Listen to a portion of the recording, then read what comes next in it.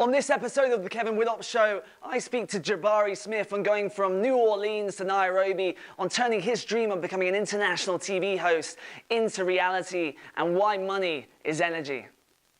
I'm gonna ask you to look away. I love my hands, but it hurts to pray. The life I have isn't what I'd seen. The sky's not blue and the field's not green. What is your story? All right, let's do it. Well, Jabari Smith, born and raised in New Orleans, Louisiana. I'm a proud native of New Orleans, and in my travels, I always say that though it is challenging being away from family and friends, the opportunity to expose people to not only U.S. culture in a way that they may not have been able to interact with it, but also New Orleans culture specifically really drives my motivation to want to be this global citizen and to want to travel so that I can wave that New Orleans flag quite proudly, which I always do. So born and raised in New Orleans, both sides of my family, mother's side and father's side, are from New Orleans. So we have deep roots in the Big Easy, very deep roots in the Big Easy. And New Orleans is a city that when you grow up there, you're so entrenched in the culture. So many people don't often leave. It's one of those cities that you can easily just live in your entire life because of the communal nature of the city. From a very early age, I knew that that was not me. I knew from a very early age, even as early as 8, 9, that I wanted to move to the East Coast of the U.S. because I felt like the pace of the East Coast, Washington, D.C., New York, was more aligned with where I saw myself going and definitely the lifestyle that I wanted to live. And I was heavily influenced by a lot of TV, pop culture, entertainment, music. I was always a big East Coast hip-hop fan, so I think East Coast hip-hop, the Biggies, the Jay-Z's, the Junior Mafias, Lil Kims, they influenced me to want to get a taste of that East Coast life. And also because we had family, my aunt, my mother's sister, and her husband worked for the government. We traveled back and forth to D.C. often.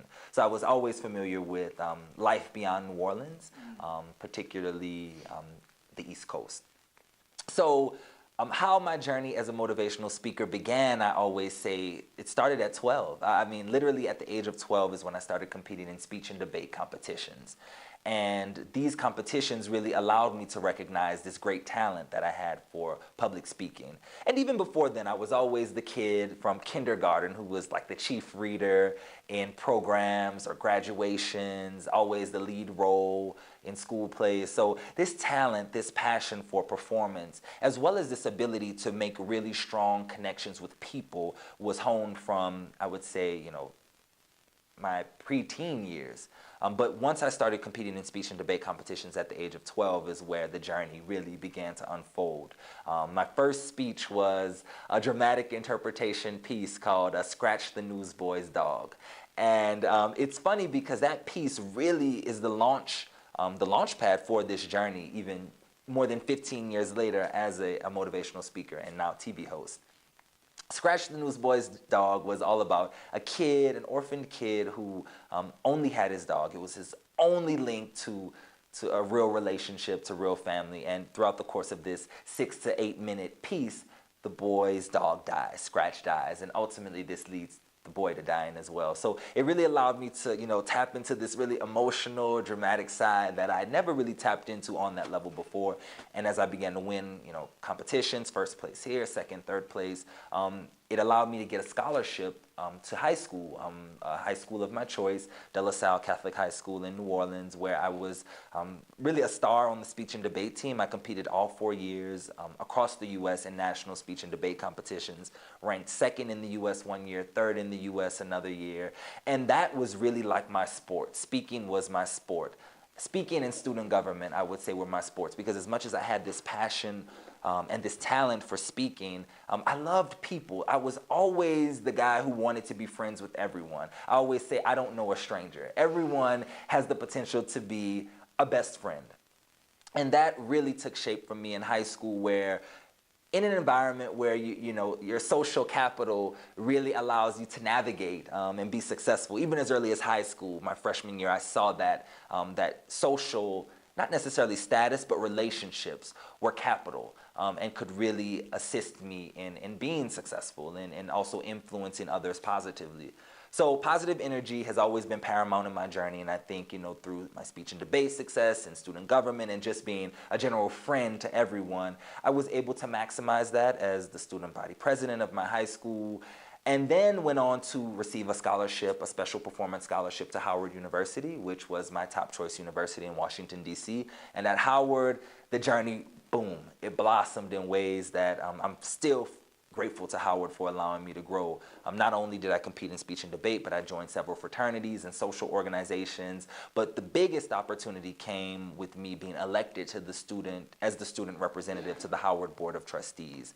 And on that board, I interacted with people like Oprah and Vernon Jordan and just really high-profile people who are prominent in various industries and disciplines. And it made me realize that, hey, Jabari, you can totally rub shoulders with people of this caliber while being yourself, and really maximizing the talents and the gifts that you have. So Howard's mission is leadership for America and the global community. And I really thought that upon graduation, I did not want to be stuck in the Howard bubble or the DC bubble or even the American bubble. So I took a leap of faith, my first big leap of faith, and I ventured to Japan for 2 years as a participant in the JET program, the Japan Exchange and Teaching Program. And Japan is where my global citizen journey began. I was placed in rural Fujisaki Machi in Aomori, Japan, which is the furthest northern point on Japan's main island below Hokkaido and Sapporo.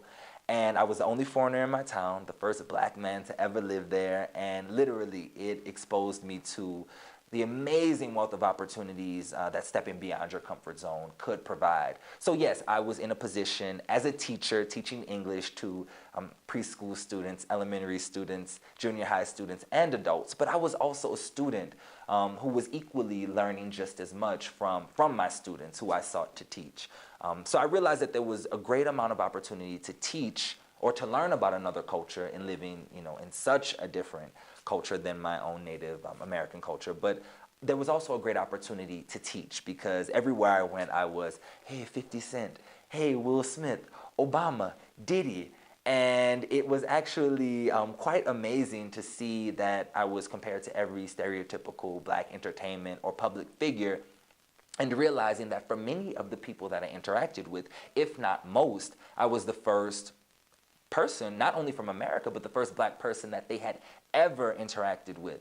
So it really inspired me to want to push myself further beyond my comfort zone. Yes, to interact with other cultures and to learn, but also to expose people to myself as well as aspects of my culture as well. So Japan changed my life. I traveled across Southeast Asia for 2 years extensively, as well as on down to Australia and New Zealand. And with each country, with each culture that I came in contact with, the flame was fanned. It burned brighter. And as I began to share these stories on social media, friends would reach out to me and say, hey, I want to do what you're doing. Wow, this is so inspiring. Wow, how can I step beyond my comfort zone? How can I immerse myself in another culture? And that is really where the initial idea for Jabari Inspires, grew.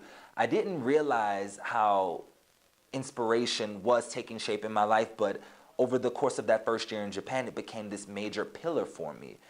Something that I not only leaned on to grow my journey, but it's something that people also look to me to provide.